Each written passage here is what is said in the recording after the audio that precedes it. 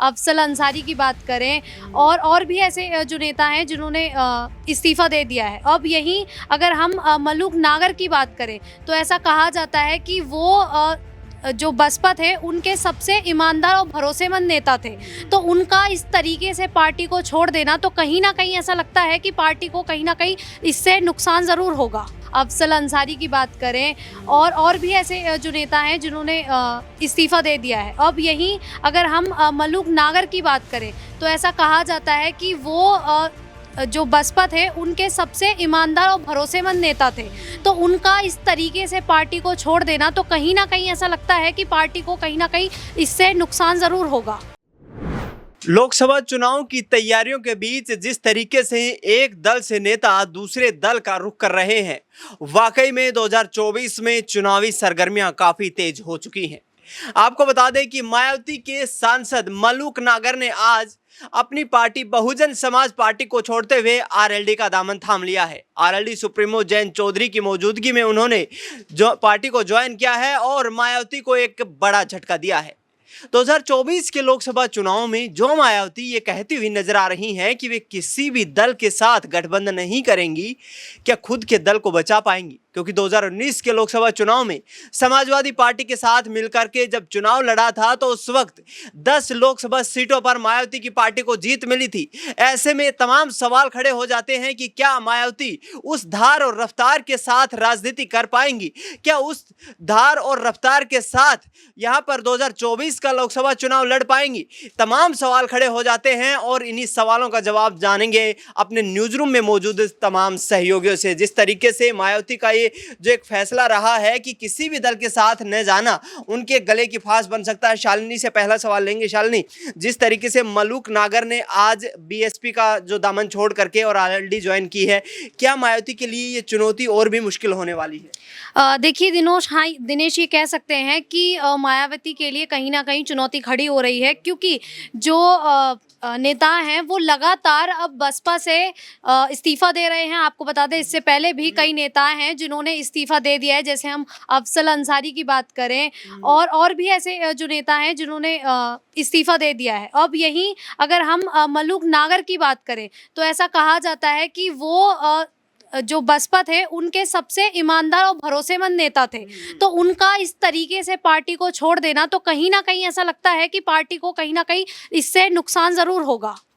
बिल्कुल, कहीं ना कहीं मायावती को आगामी लोकसभा चुनाव की तैयारियों में झटका लग सकता है, क्योंकि मलूक नागर एक जाना पहचाना चेहरा, बिजनौर से सांसद, इस वक्त मायावती को टाटा बाय बाय करके अब आरएलडी के खेमे में जा चुके हैं। अक्षय से अगला सवाल रहेगा। अक्षय, जिस तरीके से मायावती के साथ जो घटनाक्रम घटित हो रहा है, एक तरफ चंद्रशेखर आजाद दलित और मुस्लिम वोट बैंक में सेंधमारी करने की कोशिश कर रहे हैं, दूसरी तरफ मलूक नागर जैसे तमाम नेता यहाँ पर पार्टी का जो दामन छोड़ रहे हैं, क्या लोकसभा चुनाव उस मजबूती के साथ मायावती लड़ पाएंगी?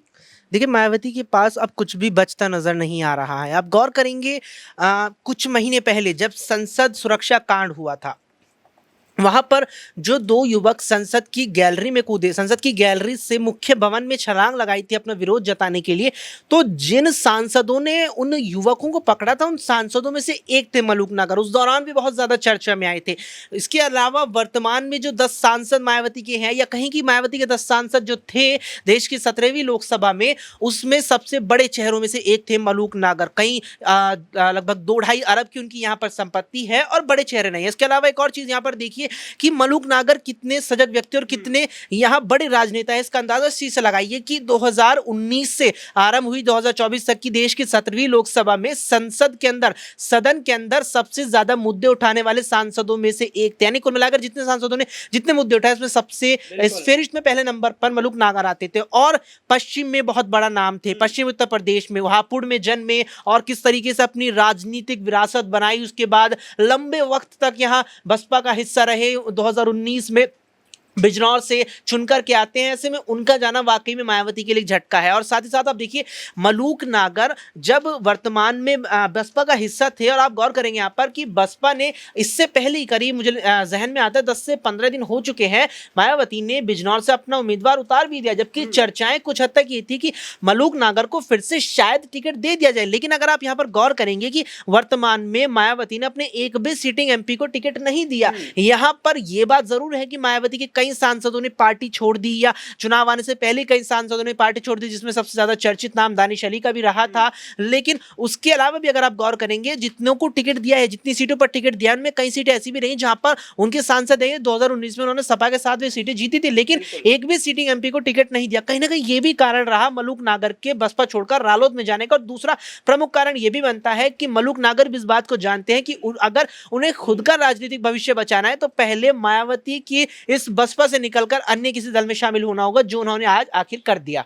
लेकिन अक्षय, जिस तरीके से मलूक नागर ने ये जो कदम उठाया है, क्या मायावती इतनी कमजोर दिखाई दे रही है उत्तर प्रदेश में, क्योंकि गठबंधन भी करने को तैयार नहीं है, चंद्रशेखर आजाद की सियासी हैसियत को नहीं देखती हैं, एनडीए को कहीं ना कहीं बैकडोर से क्या संभावना यहाँ पर कोई मदद की दिखाई दे रही है? देखिए, इस चीज़ की संभावना बेहद कम नज़र आ रही थी, लेकिन अब तो देखिए सीधे तौर पर मलूक नागर यहाँ पर जो हैं वो एनडीए का ही हिस्सा हो गए। रालोद में उन्होंने अपनी एंट्री करा ली है। और अगर आप गौर करेंगे, बिजनौर संसदीय क्षेत्र में यहाँ पर गुर्जर वोट बैंक का अच्छा खासा दबदबा माना जाता है। एकजुट होकर के जो गुर्जर समाज है वो बिजनौर संसदीय क्षेत्र में एकजुट होकर के वोट करता है। अंदाजा इसका लगाइए कि मलूक नागर खुद गुर्जर समाज से आते हैं। वर्तमान में एनडीए के प्रत्याशी और मीरापुर से रालोद के विधायक चंदन चौहान भी गुर्जर समाज से आते हैं, तो यहां पर वो चीज भी लेकर के जाएंगे। अब मलूक नागर का जिस तरीके से बसपा छोड़ करके एनडीए में आने का ये फैसला रहा, या कहीं रालोद में आने का फैसला रहा, उससे एनडीए को बहुत ही ज्यादा यहां पर मजबूती मिलेगी, क्योंकि बिजनौर से भी साफ तौर पर कोई बड़ा प्रत्याशी देखने को नहीं मिला है इंडिया गठबंधन की ओर से। तो ऐसे में जो राहें हैं मलूक नागर ने, वो बिजनौर संसदीय क्षेत्र, और केवल बिजनौर नहीं, आसपास के जो क्षेत्र यहां पर लगता है, आसपास की जो लोकसभा सीटें लगती है पश्चिम में, वहां पर बीजेपी नेतृत्व वाले एनडीए गठबंधन की राहें आसान कर दी और इंडिया की मुश्किल कर दी है। बिल्कुल, कहीं ना कहीं बीजेपी समर्थित एनडीए गठबंधन की राहें कहीं ना कहीं आसान हो चुकी हैं, और मलूक नागर के इस फैसले से सियासी गलियारों में जो सनसनी पैदा हुई है, उससे कहीं ना कहीं एनडीए गठबंधन को मजबूती मिलती हुई नजर आएगी। अमन जी से अगला सवाल रहेगा।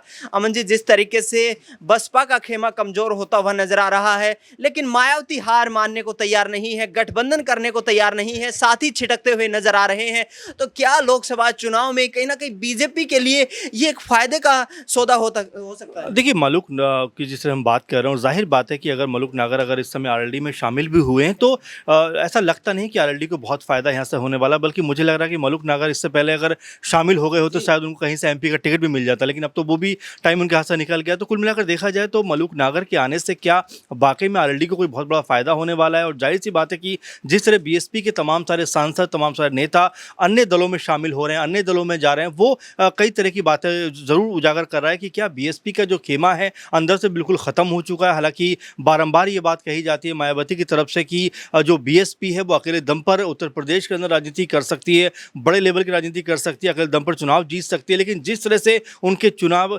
जीते हुए प्रत्याशी उनके पास से छूटकर दूसरे दलों में जा रहे हैं, ये उनको अब सोचने की जरूरत है कि क्या वाकई बीएसपी के अंदर वो दमखम बचा है या सिर्फ वो वोट काटने वाली राजनीति करती हुई नजर आएंगे। क्योंकि 2012 के बाद से देखा जा रहा है कि बीएसपी लगातार हर चुनाव में सिर्फ वोट काटने तक ही सीमित रह जा रही है, और ऐसे में लगातार उनकी पार्टी जो है चुनाव पर चुनाव हारती है। आपने 2019 में देखा कि अखिलेश यादव के साथ जब वो चुनाव में जाते हैं तब कहीं जाकर 10 सीटें उनको मिलती हैं, अब अकेले दम पर चुनाव में जा रही हैं तो कितनी सीटें मिलेंगी देखने वाली बात होगी। लेकिन हाँ, ये जरूर कहा जा सकता है कि बसपा जो है अंदर से बिल्कुल अब खत्म होने की स्थिति में आती हुई दिखाई पड़ रही, क्योंकि जो भी उनके चेहरे थे बड़े बड़े वो तमाम अन्य दलों में जा रहे हैं। वहीं मायावती इसको लेकर कोई बहुत सीरियस दिखाई नहीं पड़ती, कहीं उनके बयानबाजी भी इसको लेकर नहीं होती। आकाश आनंद जरूर यहाँ वहाँ जा रहे हैं, लेकिन वो भी सिर्फ दूसरे नेताओं के ऊपर हमले करते हुए दिखाई पड़ रहे हैं। लेकिन अपनी पार्टी कैसे मजबूत हो इसका कोई भी कह सकते हैं कि कोई प्लान नहीं है, कोई आधार नहीं है, इसीलिए लगातार जो बीएसपी है वो कमजोर होती जा रही है। अमन जी, छोटा सा सवाल रहेगा। जिस तरीके से अखिलेश यादव कह रहे हैं कि दबाव की राजनीति कर रही है मायावती, दूसरी तरफ चंद्रशेखर भी कहते नजर आ रहे हैं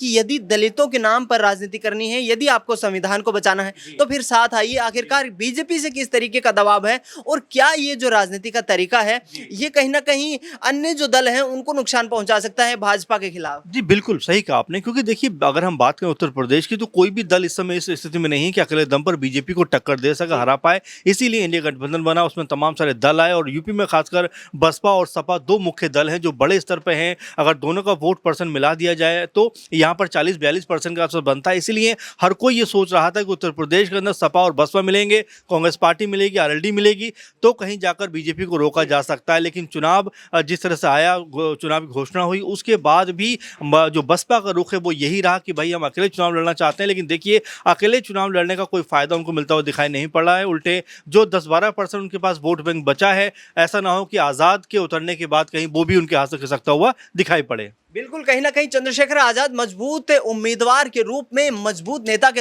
रूप में उत्तर प्रदेश की राजनीति में अपने आप को स्थापित कर रहे हैं और 2024 के लोकसभा चुनाव में उनको उम्मीद है कि पार्टी बेहतर प्रदर्शन करेगी।